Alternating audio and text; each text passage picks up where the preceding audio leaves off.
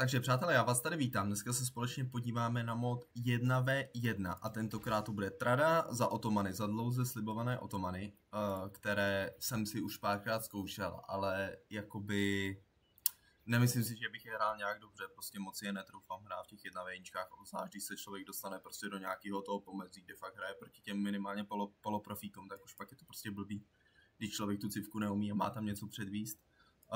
Myslím si, že za ten poslední týden, co jsem je trošku nějak tak zkoušel, takže se to zlepšilo, ale jako rozhodně v tomhle videu chci ukázat prostě, že to pořád není ono a že přesto, že nehrajete na 100%, že neděláte všechno ideálně, tak i přesto prostě jste schopný ty hry nějakým způsobem zahrát fakt dobře ve finále, i když v uvozovkách hrajete jak dementi v určitých ohledech. No, jak jsem říkal, mapa Cliffside, proti mně je Mongol a je to Starfolk, nevím, ty, co asi hrajou ten leaderboard na trošku vyšší úrovni, tak jim to možná něco řekne, já ho hnedka ukážu. Tady, když se vlastně na něho podíváme, tak momentálně má týpek 1750 elo, což jako není úplně nic extra, ale koukal jsem, že týpek i píkoval na 1950 a dostal se tam na těch 1900 elo jako normálně. Je to prostě barec, co má přes 1800 elo jako stabilně. Takže bych řekl takový top 40 jako hráč a ty Mongoly jako má dost najetý. Tam je, i když bych se schválně podíval na ty všechny peče, to schválně zkusím. Kolik s nima má nahráno? Jo, tak je to jeho čtvrtá nejhranější civka, no. Předtím teda hodně hrála Abbasity, už teďka asi dlouhou dobu ne, ale vím, že za poslední dobu fakt je to jeho top 1, top 2 civka jako nejhranější. No, já bych se asi vrátil zpátky do té hry, každopádně prostě dobrý hráč v uvozovkách, jo? Hodně dobrý. Tak jsme zpátky tady, já to pustím. A já jsem se s otomanama naučil takový jeden build, který prostě nějak sám jsem na to, prostě jsem si řekl, hele, to by nemuselo být špatný, ona většina lidí prostě dělá, že jo, military school, prostě natěží si stone, staví military school, z toho prostě vyprodává speedmeny, dělá co si. Samozřejmě nedělá se to proti cívkám, jako jsou Angličani například, protože tam to, že naběhnete Angličanovi s jedním se dvouma spírama, než age upne do dvojky, jako na zlato, že mu naběhnete s těma dvěma spírama, tak tomu prostě nic neudělá, tomu je kovnu. To stejný jsem si řekl, hele, OK, prostě, já upřímně tu Dark Age Military School nerad dělám, protože prostě mi nepřijde, že by to bylo tak nějak úplně extra. A proti civkám, proti kterým můžu, tak dělám přesně tohle, co tady dělám, to znamená, že s jedním villagerem začnu hned stavět barracks. Ostatní jdou na jídlo, ten, co postavil barracks, potom jde na house a potom jde na dřevo. První villager, co se mi postaví, jde na jídlo a druhý jde na dřevo, protože na dřevě potřebujeme 2, protože ten speedman stojí 20 dřeva. Takže aby jsme vlastně měli na tu konstantní produkci těch speedmenů. Potom už asi tady dole to uvidíte, jestli vložně se chcete zaměřit na ten build, tak jako tady prostě uvidíte to rozvržení těch villagerů samozřejmě. A já jsem si řekl proti tomu Mongolo, jinak tohle, já jsem nevěděl, kde on přesně bude mít tisíčko auto, Mongol je to jako fakt dost ráno, takže tady jsem trošku našel, přišel jak PPK, ale jako což nic hrozného se extra nestalo. Ani o toho jedno speedmana jsem nepřišel. Protože já pořád, i když jsem vlastně, já jsem mu chtěl hlavně naskautit úvu, jestli vůbec ty barracks půjde, což jsem si myslel, že půjde. A řekl jsem si, hele, když já postavím vlastní barracks a fakt jako ty speedmany budu prostě nějakým způsobem takhle stavět, tak buď mu překazím ten tower rush, nebo prostě ho dám pod nějaký pressure, když samozřejmě u toho Mongola to nefunguje úplně ideálně, jako třeba, nevím, u Francouzů, u Joan, u Abbasidů, i když tam je to taky trošku s menším otazníkem, protože ty můžou i ten military wing, nebo prostě u takovýchhle civek, tak to funguje rozhodně líp než u těch Mongolů, díky tomu, že on samozřejmě může si zaplatit za cenu jednoho speedmana ty 2. Ale na druhou stranu, díky tomu, že dělá tohleto, tak máte tu jistotu, že ve dvojice na vás nepřijedou ve větším množství kešikové, nebo nebude stavět double tradery, což mi mu hrozně napumpovala Eko, jo. Takže jako pořád, i když vlastně vy nad tím jakoby moc nezískáte, tak pořád získáte aspoň něco. Takže já tady mám teďka těch 5 speedmenů, jo, týpek má třeba teďka 3, za chvíli samozřejmě bude mít zase na ty 2, takže bude mít. Takže ono se to nakonec vyvrbí tak, k tomu se za chvilinku dostaneme. Ono se to vyvrbí tak, že mě nakonec těma speedmenama přemasuje. Čímž já jsem i tak trošku počítal a tahle hra se mi hrozně líbila v tom, že tam vlastně fakt byla akce už od nějaký tý prostě 3. minuty, jo, v podstatě. Což se mi na tomhle buildu i líbí, že tam prostě není, že by byla nějaká nuda nebo něco. Já samozřejmě s těma 5 speedmanama jsem viděl, že on má 6, takže OK, nemá cenu fightit. A já jsem si v hlavě říkal, OK, on má tu výhodu, že může stavět 2 naraz a jako já mám výhodu, jako to mám, no já mám výhodu toho, že si můžu spawnout ty 2 imamy v moment, kdy mám ten první visit point, což znamená, že pokud já bych takhle dělal ty spear fighty, tak kdykoliv, kdy prostě budu mít takhle zraněnýho toho spearmana, tak si ho můžu dát v tisíčku a už s ním jako nefightit a počkat, než budu mít jeden spear point a pak si jenom vyhylovat ty, co potřebuji. Bohužel, tady se stalo to, že já jsem ty spearmany přestal stavit, protože jsem si říkal, hele, tohle už je pozdě na ten vorač, to už prostě nebude. 4. minuta, villagera jsem nikdy neviděl, prostě nikdy nic nejde. A on mě prostě přemasil. Mám momentálně 9 speedrunů, já 6, jo? Takže jo, on třeba teďka začal teprve těžit zlato, když se podívám. Takže situace je taková, že mi chybí 20 zlata do age-upu a prostě tady se děje jako tohle. Jo, tady jak říkám, prostě snažit se fakt o ty speedmany jako nepřicházet. Což já jsem si řekl, OK, tak prostě není konec světa, nepanikařím, prostě tady si půjdu jednou natěžit zlato, ani tam nebudu stavit miningem a půjdu zpátky. Kdyby on si toho všiml, tak mu dám akorát další budovu na to, s kterým by mohl získat tu bounty, nebo nich se tomu říká. Jo, takže samozřejmě jdu do dvojky. Já pořád asi radši stavím ten market, protože prostě ten market s těma, nebo ten landmark s těma traderama, jako není to špatný úplně, ale že by to byl nějaký extra, to asi ne, tam to prostě doplácí za to, že prostě za to tradera platíte strašně moc. Je to prostě villager, co vás stojí 60 stojí trader normálně, asi jo. To prostě villager, co vás stojí 120 surovin. A to je ještě zlato a dřevo, takže jako ne úplně jako pěkný suroviny. No.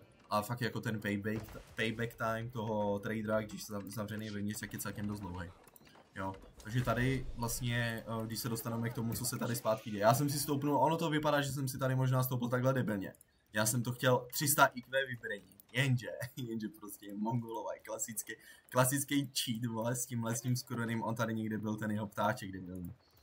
Takže on prostě si, jo, tady je, on si to prostě načítoval, já jsem tady chtěl, jakoby v podstatě, jsem si říkal, hele, třeba až bude focus light někde jinde, tak já tam prostě jenom naběhnu, rychle mu dvakrát ročnu tu věž a půjdu zpátky, aspoň udělám nějaký poškození, jo. No, ta první věž mi jako absolutně nevadila, to jsem si řekl, OK, tady mě vůbec nesere, na zlatě kdykoliv můžu jít sem, jo, tady si to i scoutím, jestli třeba náhodou nedělá věžku tady, protože tady by to bylo mezi ty dvě zlata, což už pro mě by byl asi poměrně průser, protože bych musel jít sem přes tu věž, nebo tady, to by taky bylo v dosahu, jako v dohledu té věže a to nebylo by to příjemný. Ale tahle věž mi fakt sere, protože když ji upgrade, tak už je to v dosahu prostě landmarku a jako nechci prostě v podstatě takhle zbytečně přijít o ten landmark. Takže, co já jsem udělal? Já jsem si počkal na to, než se mi vyprnou ty dva imamové pomocí toho healu a faktu, že já tady mám 8 spearmanů, on jenom 6, protože 5 jich má samozřejmě zavřený tady. Tak díky tomu vlastně spálím tu věž. Myslím, že přijdu o jednoho spearmana během toho.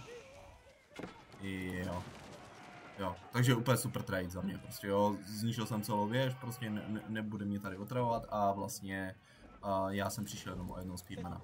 Jo, samozřejmě tady takový ten base building s těma otomanama, to je, že potřebujete hodně dřeva, nějaký ten stone, prostě na to, abyste si mohli podropovat ty military school. A moje myšlenka teďka byla, že prostě půjdu speedy archery. Ono strašně moc lidí chodí prostě s těma otomanama ty sipahy. Já jsem úplně je nechtěl jít, protože jsem viděl, že má 3 prdele speedů, že má minimálně 11 speedů, jo. A druhá věc je, samozřejmě na ten trade by se to hodilo by se to jako na contest toho tradeu, nějakým způsobem, prostě těma sipahy pozabíjet ty trady.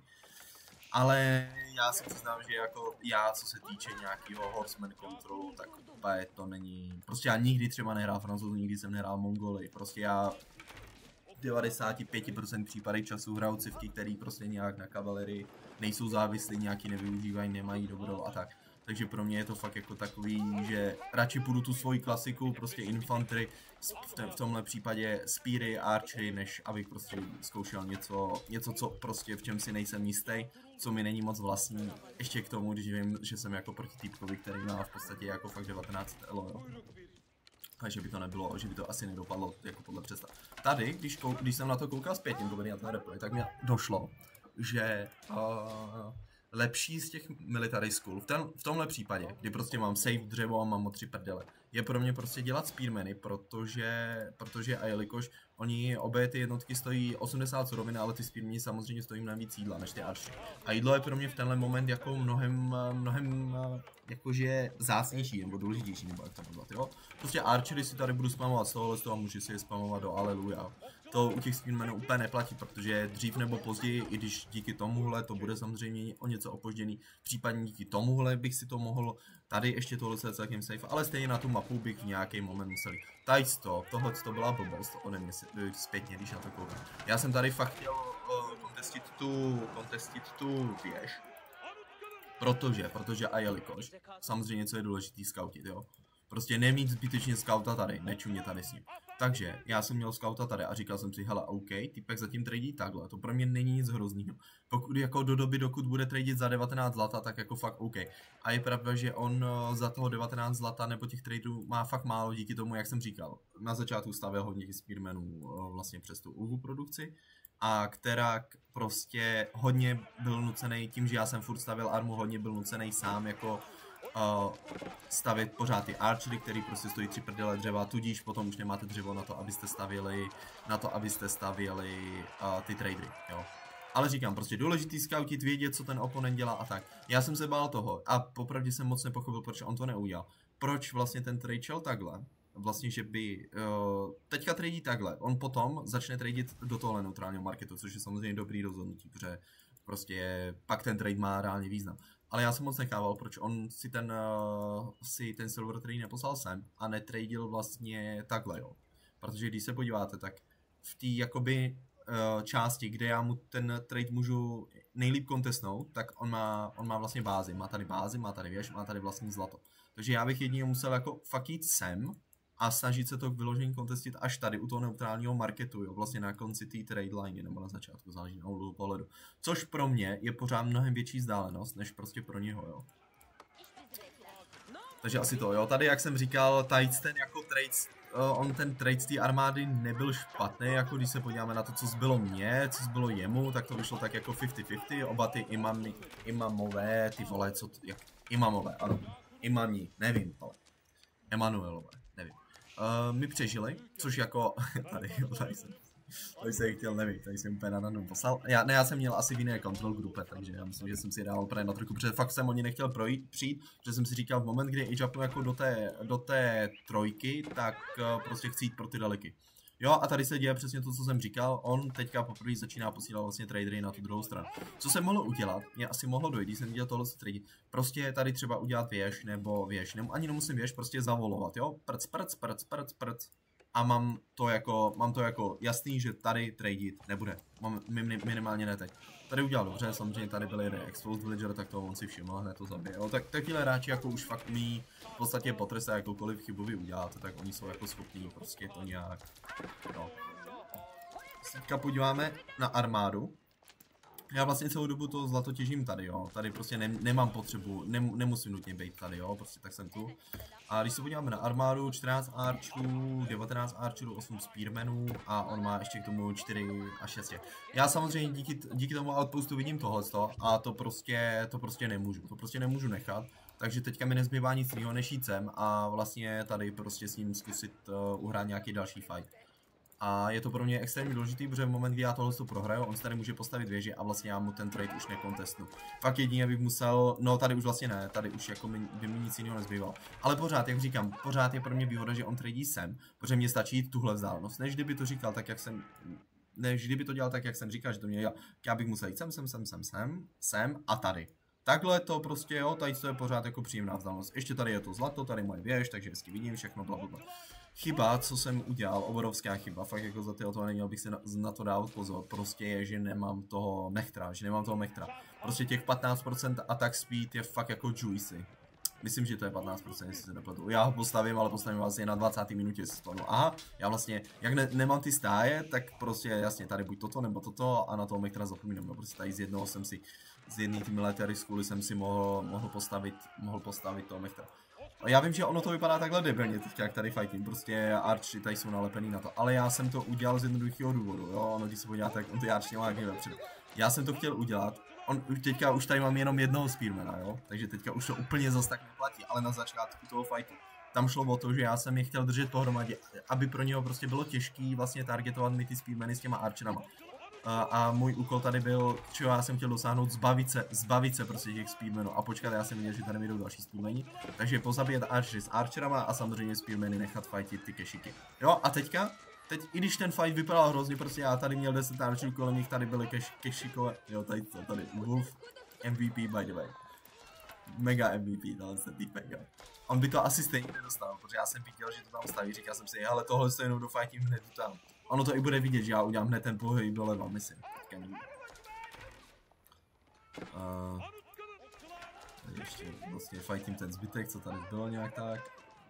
A říkám, ten Mechter, kdybych tady měl toho Mechtera, tak ten fight by pro mě vyšel ještě mnohem líp, jako jo. A říkám, i přesto, že prostě udělám takové jako fakt basic chyby, tak prostě ve finále ta hra pro mě dopadla dobře.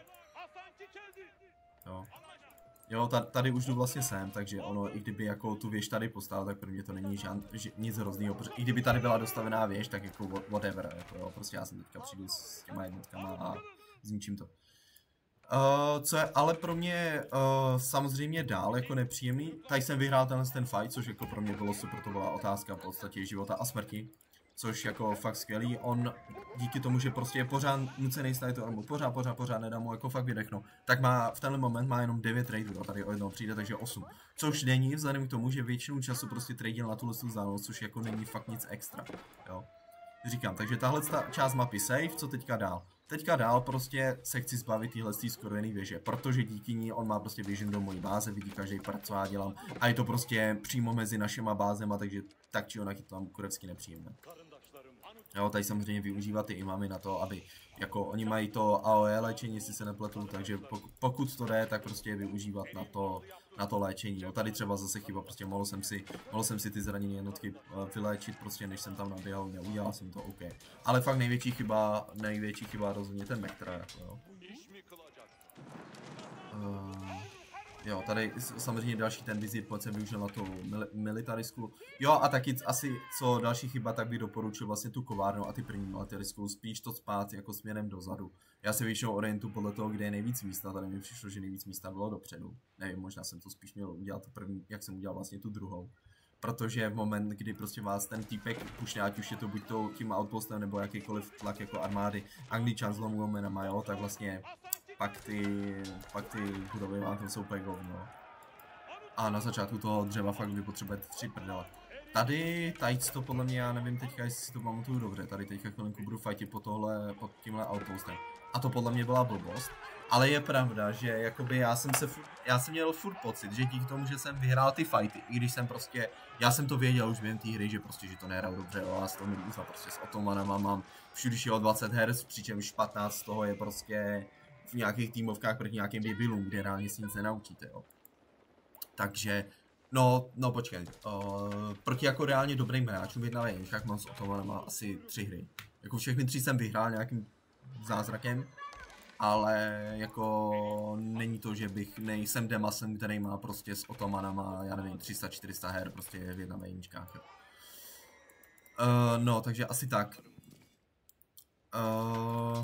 Teďka, co je pro mě důležité, tady jsem si řekl, hele, fakt píčovina jako tady fightit, teď jsem si řekl, já vím, že tradí tady, já jsem si řekl, hele, chtělo by to prostě získat nějakým způsobem map control, aspoň na této části té mapy, jo, prostě, díky tomu. Berries, akorát jsem tam chtěl jít, takže říkám si, hele, tady budu mít ty berries, tady případně druhý berries, jo, je tady 3 prdele zlata, a samozřejmě díky tomu, že si to tady i zavoluju, tak budu dost blízko případně k tomu, že bych mu i ten jakoby Lidl trade, že bych mu to pořád mohl narušit. On samozřejmě nezůstává AFK a co on udělá s tou armádou, on není ten typ člověka, co si staví armu, prostě posílá si vedle báze a čeká, dokud nemá 200 popcap a potom se snaží něco dělat. Jo. Tady to většinou tihle hráči nedělá. A říkám, furt důležitý, tady jsem si říkal, OK, pokryju si to palisádou a armádou tuhle stranu a tu druhou stranu, kde taky budu na jídle, případně na jiných surovinách, tak si pokryju outpostem, případně tady tímhle s tím. Jo, to bylo asi kvůli tomu, kdyby zase chtěli i začít tradovat sem, já myslím, že jsem to chtěl potom zavolovat i tady. A vlastně ta celá mapa by se mi tak hezky propila, že outpost, vola, outpost, blablabla, takhle všechno. Já jsem se rozhodl, já tady keď jsem teď jakoby o ne zase tak důležité věci. Ale já jsem se rozhodl vlastně age upnout, protože jsem říkal, hele teďka jako fakt to vypadá klidně, military schooly pořád mi jedou, prostě. Já jsem viděl on tu armádu, co tady má, kterou mi tady kontestil vlastně ty nové jednotky, co jsem vystavil a přicházeli jsem. Tak si říkám, hele teďka asi bude dobrý čas age upnout, jenže problém byl, že já jsem byl s tou armou zrovna tady a on vlastně najel sem. Takže já prostě jsem musel vyžít tu armu a jít prostě na druhou stranu. A říkám, snažit se zbytečně nepřijít o ty imamy. Já vím, že jdu do Castlu a co byl můj plán je vlastně se s nima připravit a připravit se vzít tenhle a tenhle relikt na téhle straně mapy. Protože tyhle ty 3 jsou už pro mě jako celkem dobře a pokud si získám kontrol na touhle částí mapy, to vlastně mám 5 reliků, jo, a o ten hořejšek se už zas tak starat nemusím. Já jsem tady začal age-upovat, ten místo toho age-upu jako fakt na píču. Chtěli byste prostě, to je třeba další jako kokotina z mojí strany, já jsem to prostě chtěl jenom postavit u té Blacksmith, aby jsem to samozřejmě stavil rychleji, ale prostě mohl jsem úplně v pohodě tajc to zbořit, ten mlín zbořit, postavit si Blacksmith tady, začít age-upovat v klidu tady. Já jsem začal age-upovat tady, no teďka vypadá dost strašidelně, že jsem začal age-upovat, no tam nejsou žádný villagery, jenže já jsem reálně age-upoval s těmahle 8. A já když jsem viděl tu armádu, tak jsem je prostě jenom shift kliknul zpátky s tím, že oni se tam vrátí v moment, kdy vím, že už tam budu mít tu armu a budu moc age-upovat zase. On mi zbořil ten outpost, vlastně ani jedno villagera z toho mi nezabil, protože jsem tady byl včas. A teďka se tady děje tohleto. Ten začátek asi ne úplně ideální, protože jsem tam s těma spearmanama najoloval, což mi teďka došlo, prostě musím je poslat zpátky za ty archery, jo. Za ty archery prostě, fakt. Tady zase trošku, jo, zase trošku. Není to úplně ideální. Ale jako vždycky tak za 5 minut 12 jsem si na to dal bacha. V takovýchhle momentech, co vy chcete udělat, já když jsem to počítal, Archer má 70 hitpointů, vy dáváte za 6, s tím, že dáváte za 5, díky tomu, že on má jeden range armor, tudíž potřebujete 14 Archerů na to, abyste one-shotli vlastně Archera. Enemy. Takže co vy chcete udělat, když víte, že máte takhle 40 Archerů jako já, tak prostě si udělat jednu skupinku po 20, druhou skupinku po 20, jo, plus minus, ono tady se mi to udělá blbě teďka, jo, ono reálně, když je máte někde v klidu, tak to dá líp. Takže tak. Takže co vy chcete udělat, vlastně s jednou tou skupinkou si naklikat určitý archery a s druhou, kde máte těch 20 taky. Abyste zbytečně se v těma 40 archerama prostě nestříleli vždycky do jednoho archera, vlastně nedávali mu double damage, kterým je on schopný vlastně nějakým způsobem chcípnout. No? A pořád ty speedy se snaží držet tam, kam on chce těma kešikama a zároveň blízko k těm archerům, aby prostě pro něho nebyla prdele targetovka. A teďka je to pro mě extrémně důležitý fight, protože moment, jestli vyhraju ten fight a age-upnu, tak jsem prostě vyhrál. Teda zpětně, když se na to takhle koukám, tak to tak je. Já v ten moment jsem, ono furt jako, já mám takovou tu tendenci očekávat to nejhorší, takže já jsem si říkal, ok, on tady teďka se mnou fightí, já jsem byl schopný mít dost na to age-upnu, a on třeba teďka bude age-upovat taky, jo. Ale reálně já jsem nevěděl, že on k age-upu není prostě ani za hovno blízko, jo. Takže fakt jako ta otázka tam byla taková to, no, že já jsem vlastně úplně nevěděl. Jo, tady začnu teďka, já nevím, před minutou nebo před půl minutou mi to došlo, asi během tohohle fightu nebo těsně před ním říkám, kurva, potřebuji toho mechtra. Však těch 15% to bych i tenhle ten fight, jak to tady teďka vypadá blbě, jo, tady to začalo vypadat blbě, tak se prostě těma archerama stáhnu někam, kde na mě ty kešici reálně prostě moc útočit nemůžou. Jo, že prostě mě tady můžou fakt flákat ten 1-2, ono už teďka jich víc samozřejmě stejný týpek nemá, takže je to asi jedno. Tady co jsem mohl udělat líp, já jsem měl v plánu si spawnout ty janičáře, protože díky tomu age-upu věděl jsem, že jsem fakt blízko toho dalšího pointu. Takže co já jsem měl dělat, prostě targetovat jenom ty archery s archerama a ty janičáře nechat prostě dělat svoji práci s těma kešikama.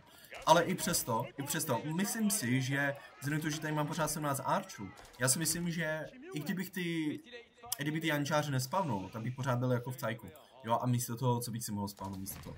V podstatě, no, v tenhle moment otázka je, co by se mi hodilo víc. Asi možná nic. Když nevím přemýšlet. Tady to je super, to je underrated, to je prostě super lidi, může z těch militaristů můžete stavět ty jančáře, který stojí 3 prdele zlata, takže 100 zlata, takže reálně je nejvíc výhodný ze všech jednotek stavět je. Protože samozřejmě v tom late gameu už máte většinou 40-50 farem, jídlo máme u prdele. Jo, takže je lepší prostě stavět fakt ty jednotky, co stojí zlato. A v tom late gameu ty janičáři, jo, tady myslím, že to bude celkem smolný. No. Jo. Tak to celkem dost pech, no. Že jsem ho nedostavil. Buď tohle, nebo tohle. Ale což, to už je jedno. Důležitý co, samozřejmě nezapomenout na takové věci, jako že jsem age-upnul, takže prostě musím pozbírat ty reliky s těma imama, který už jsem tam měl ready. Samozřejmě si chci co nejdřív udělat prostě upgradey na jednotky, což koukám, že tady nedělám. Okay. Asi to bylo kvůli tomu, že jsem neměl to zlato. Jo, protože tady se teďka hodně fajtilo, tady ne to. Mohl jsem udělat to, že jsem prostě mohl poslat tady několik borců prostě jo, na to zlato a měl bych vlastně ty upgradey mnohem dřív, protože v tom castu už fakt nějakou dobu jsem. A už během tohle, to je další chyba, už během tohle fightu jsem prostě mohl mít vlastně zlato na to, že bych měl vlastně ty archery v tom, ty castlově archery, který už pak dávají hroznou řežbu těm kešíkům, když prostě ty jsou pořád velký. Samozřejmě potom, když máte tohle, tak pak už úplně, jo, ale pořád situace taková, že vlastně tady on to každou chviličku vlastně to troune, jinak tady jsem postavil první mechtr, jo. Teďka nabil jsem týpek, takže ten si moc nezabůvnoval, borec. No, takže teďka je situace taková, že on je pořád ve dvojce, já jsem teda ve trojce a i přesto jsem vlastně byl schopný tu jeho armádu zničit. A on fakt age-upu není ani za mák blízko, on furt staví armu, vlastně ten trading pořád jezdí na píču díky tomu, že tady jsem vyhrál ten fight a to. Takže tady už to bylo fakt jako jasný. A já už samozřejmě teďka stavím ty castle age jednotky z těch military schoolů. Jo, a fakt nezapomenout prostě využívat ten play potenciál, mít ten plný počet těch military schoolů, jo, tady ty dva ability samozřejmě taky chcete, jsou hrozně super. Nejvíc useless je ten jako nechcete, pokud vyloženě nemusíte. Tenhle, jo. Tenhle ten já mám hrozně rád díky tomu, protože můžete sebrat ty reliky, nesebere enemy do late gameu, máte ještě o to jako navíc. Tohle určitě chcete do late gameu. Tohle to asi úplně ani nepotřebujete, protože vy jako otoman, i když neseberete ani jeden relik, tak i tak vlastně v impu máte pasivní příjem tisíce zlata vlastně jenom z military school a z tohoto Siege Workshop landmarku. Jo, teď už by se mi samozřejmě postavila Mangonela, staví si ty castle jednotky, teď už by to byla fakt jenom otázka času. Jo, to by asi, co se stalo? To by asi bylo všechno. Já přemýšlím ještě, co bych tady jako mohl říct. Říkám, nebylo to zahraný skill, jo, i když prostě zpětně vzato prostě dobrý. Reliky jsem měl, Castle Age, prostě ty důležitý fighty, až tady na ten YOLO fight a to jsem vyhrál, takže ono asi jako... Nezahrál jsem to úplně na babuna, ale jako byly tam fakt velké chyby jako s tím mechtrem nebo takhle s něčím, takže jo, to by asi bylo všechno z mojí strany a mějte se čus a polepšete se.